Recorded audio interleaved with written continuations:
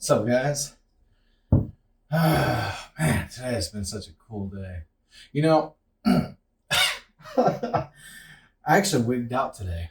I freaked out. I freaked out. I went completely dark. So I keep a really clean home, okay?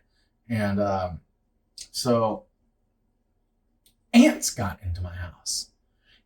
And as soon as I saw the ants, they were right here on my windowsill. I freaked out. I got angry. And I went on a killing spree. I killed them. I killed them all.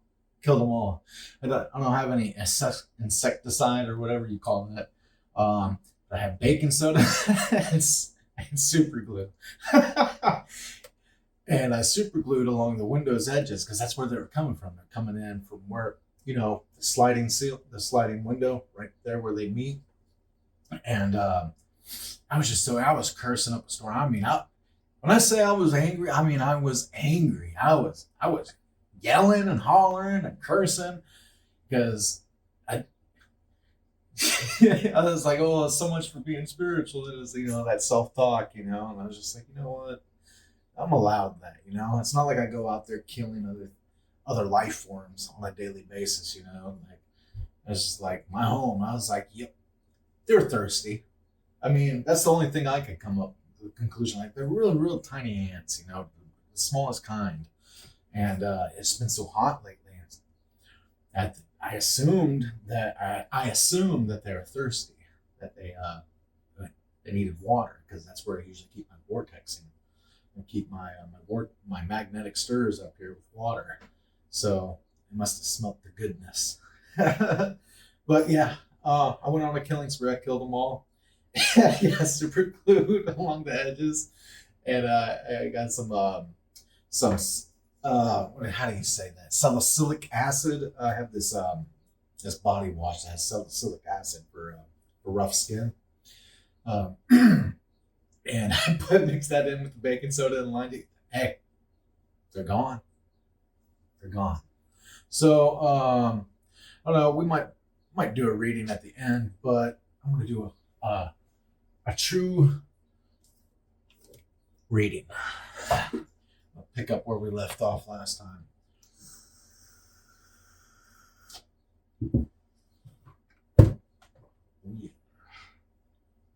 Yeah. Bookmark it. Did a dog hear it? Oh crap! I don't think we did. No, come on. Well, I mean, it makes sense. I like to do dog ears, but I probably just do what I normally do. Said to myself, I was like, you know what? I'll remember. But I didn't. All right. Let's see here.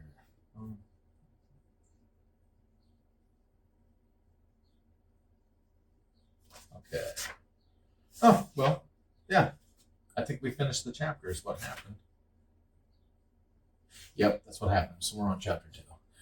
All right. So I did remember. Cool. Get my narrator's voice prepared.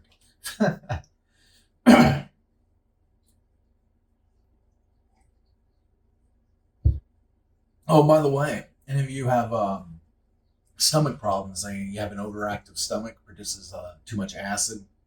Um, Baking soda. Just mix in a little bit of baking soda with the water you drink. I do it out throughout the whole day, and we all know that emotions are tied to the gut, and I can't. Besides my dark moment today, I can honestly say that I'm more at peace. I feel better. I'm more calm. So, yeah, try it out. And it's cheap. Baking soda's cheap. I get the food grade though, the food grade kind, not the stuff that's used for like refrigerators and cleaning things. Hmm. Yeah, I'll tell you what the brand is here. I can't remember off the top of my head. Jonas watched as his father poured a fresh cup of coffee. He waited. His father finally said, every December was exciting to me when I was young.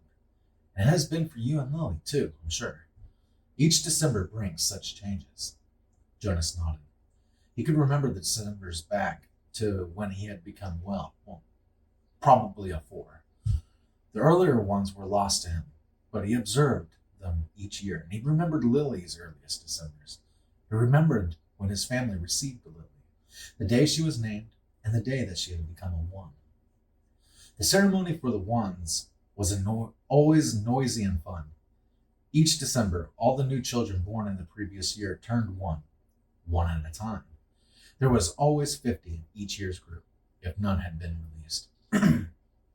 They had been brought to the stage by the nurturers who had cared for them since birth. Some were already walking, wobbly on their unsteady legs. Others were no more than a few days old, wrapped in blankets held by their nurturers. "I enjoy the naming," Jonas said. His mother agreed, smiling. "The year we got Lily, we knew, of course, that we'd receive our female, because we'd made our application and had been approved. But I'd been wondering what her name would be." "I could have sneaked a look at the list prior to the ceremony," Father confided. "The committee always makes the list in advance, and it's right there in the office at the Nurturing Center. As a matter of fact," he went on, "I feel a little guilty about this, but I did go in this afternoon and look to see if this year's naming list had been made yet. It was right there in the office, and I looked up number 36. That's the little guy I've been concerned about, because it occurred to me that it might enhance his nurturing if I could call him by a name. Just privately, of course, when no one else is around." "Did you find it?" Jonas asked. He was fascinated. It didn't seem a terribly important rule, but the fact that his father had broken a rule at all awed him. He glanced at his mother, the one responsible for adherence to the rules, and was relieved that she was smiling. His father nodded. "His name, if he makes it to the naming without being released, of course, is to be Gabriel. So I whispered that to him when I feed him. So I whispered that to him when I feed him every 4 hours, and during exercise and playtime, if no one can hear me. I call him Gabe, actually," he said and grinned. "Gabe." Jonas tried it out. A good name, he decided. Though Jonas had only become a 5 that year, they had acquired Lily and learned her name. He remembered the excitement, the conversations at home, wondering about her, how she would look, who she would be, how she would fit into their established family unit. He remembered climbing the steps to the stage with his parents, his father by his side that year instead of with the nurturers, since it was the year that he would be given a new child of his own. He remembered his mother taking the new child, his sister, into her arms while the document was read to the assembled family unions. "New child, 23, the namer had read, Lily." He remembered his father's look of delight, and that his father had whispered, "She's one of my favorites. I was hoping for her to be the one." The crowd had clapped, and Jonas had grinned. He liked his sister's name. Lily, barely awake, had waved her small fist. Then they had stepped down to make room for the next family unit. When I was 11, his father said now, "as you are, Jonas, I was very impatient, waiting for the ceremony at 12. It's a long 2 days. I remember that I enjoyed the ones, as I always do, but that I didn't pay much attention to the other ceremonies, except for my sister's. She became a 9 that year and got her bicycle. I'd been teaching her to ride one, even though technically I wasn't supposed to." Jonas laughed. It was one of the few rules that was not taken very seriously and was almost always broken. The children all received their bicycles at 9. They were not allowed to ride bicycles before then, but almost always the older brothers and sisters had secretly taught the younger ones. Jonas had been thinking already about teaching Lily. There was talk about changing the rule and giving the bicycles at an earlier age. A committee was studying the idea. When something went to a committee for study, the people always joked about it. They said that the committee members would become They said that the committee members would become elders by the time the rule change was made. Rules were very hard to change. Sometimes, if it was a very important rule, unlike the one governing the age for bicycles, it would have to go eventually to the receiver for a decision. The receiver was the most important elder. Jonas had never even seen him that he knew of. Someone in a position of such importance lived and worked alone. But the committee would never bother the receiver with a question about bicycles. They would simply fret and argue about it themselves for years until the citizens forgot that it had ever gone to them for study. His father continued. So I watched and cheered when my sister Katya became a 9 and removed her hair ribbons and got her bicycle, father went on. Then I didn't pay much attention to the 10s and 11s. And finally, at the end of the second day, which seemed to go on forever, it was my turn. It was the ceremony of 12. Jonas shivered. He pictured his father, who must have been a shy and quiet boy, for he was a shy and quiet man, seated with his group, waiting to be called to the stage. The ceremony of 12 was the last of the ceremonies, the most important. I remember how proud my parents looked, and my sister too, even though she wanted to be out riding the bicycle publicly. She stopped fidgeting and was very still and attentive when my turn came. But to be honest, Jonas, his father said, for me, there was not the element of suspense that there is with your ceremony, because I was already fairly certain of what my assignment was to be. Jonas was surprised. There was no way, really, to know in advance. It was a secret selection made by the leaders of the committee of elders, who took the responsibility so seriously that there were never even any jokes made about assignments. His mother seemed surprised, too. How could you have known? She asked. His father smiled, his gentle smile. Well, it was clear to me, and my parents later confessed that it had been obvious to them, too, what my aptitude was. I had always loved the new children more than anything. When my friends in my group were holding bicycle races, or building toy vehicles, or bridges with their construction sets, or all the things I do with my friends, Jonas pointed out, and his mother nodded in agreement. I always participated, of course, because as children we must experience all of those things. And I studied hard in school, as you do, Jonas.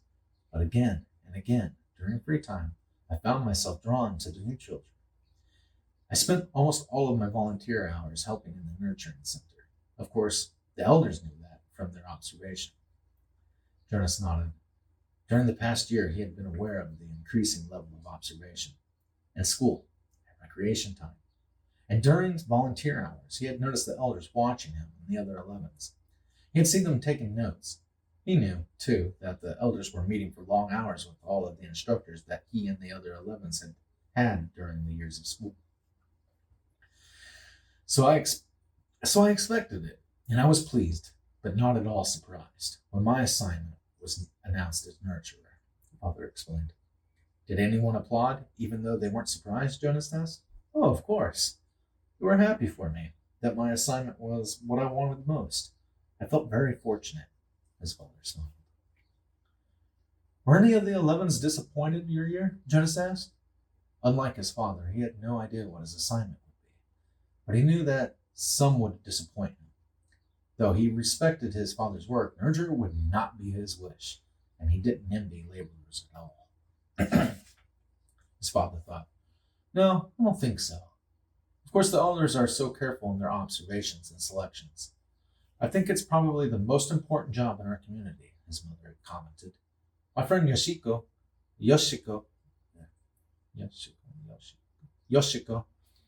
was surprised by her selection as doctor, father said. She was thrilled.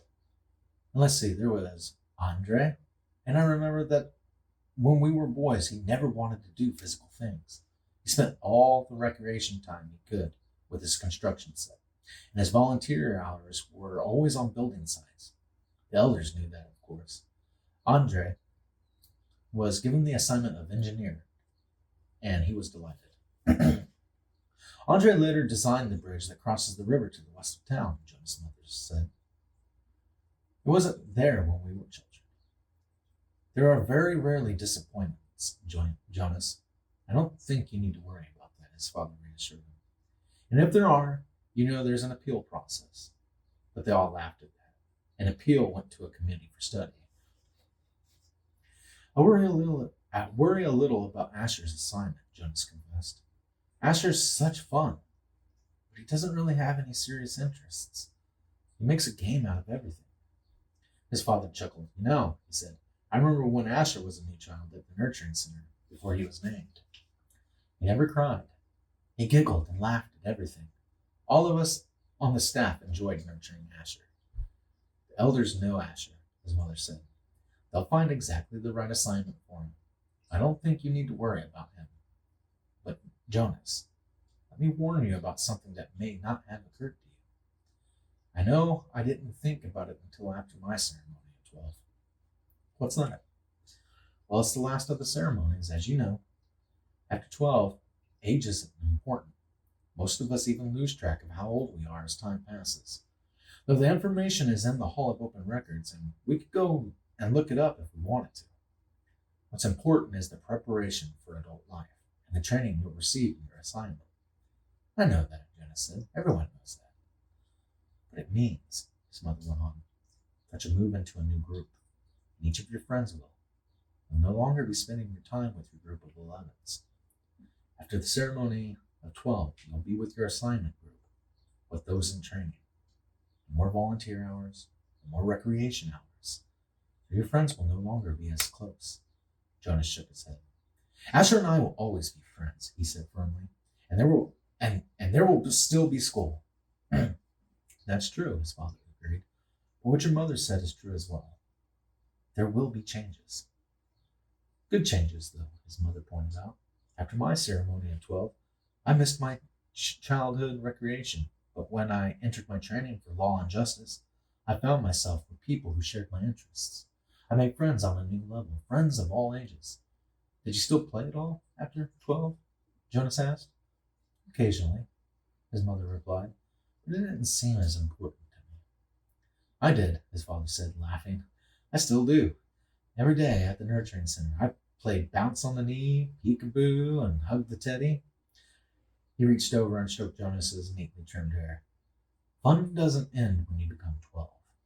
Lily appeared, wearing her nightclothes in the doorway. She gave an impatient laugh. This is certainly a very long private conversation, she said. And there are certain people waiting for their comfort object. Lily, her mother said fondly, you're very close to being an 8. And when you're an 8, your comfort object will be taken away. It will be recycled to the younger children. She'll be starting to go off to sleep without it. But her father had already gone to the shelf and taken down the stuffed elephant, which was kept there. Many of the comfort objects, like Lily's, were soft, stuffed, imaginary creatures. Jonas's had been called a bear. Imaginary creatures. In such a world. Here you are, Lily Billy, he said. I'll come help you remove your hair ribbons. Jonas and his mother rolled their eyes, yet they watched affectionately as Lily and her father headed to her sleeping room with the stuffed elephant that had been given to her as her comfort object when she was born. His mother moved to her big desk and opened her briefcase. Her work never seemed to end, even when she was at home in the evening. Jonas went to his own desk and began to sort through his school papers for the evening's assignment. But his mind was still in December and the coming ceremony. Though he had been reassured by the talk with his parents, he hadn't the slightest idea of what assignment the elders would be selecting for his future, or how he might feel about it when the day came. All right, that's the end of chapter 2, guys.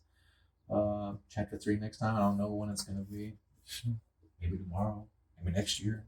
I hope you all enjoyed that.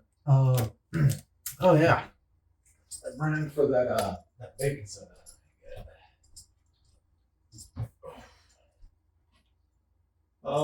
Yeah, Roots. It's a Roots food grade organic baking soda. So there's that for you. Oh, I did say possibly a read, huh? Well, we did a read, and then we'll do another read. You know what?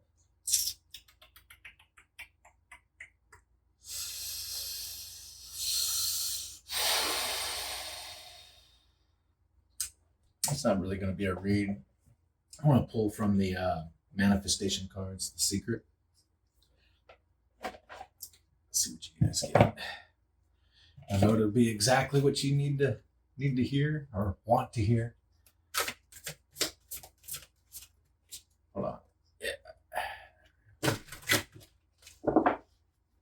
I put the book away this time. Usually I shuffle the book with the cards.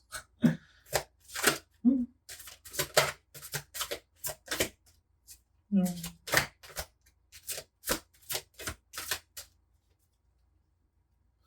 All right. Let's see what it is. What they want. All right, that one. Choose happiness now.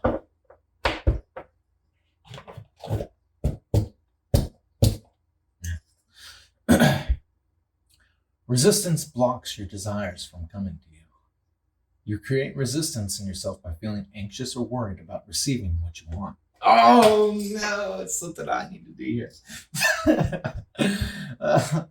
You will melt away those negative feelings that are causing resistance and blocking delivery when you find a way to feel happy now before receiving your desire. No fair. All right, well, there you go.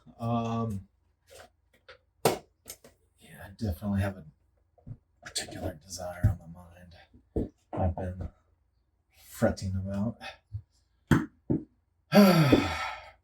There it is. You guys have a good night. Much love. Peace.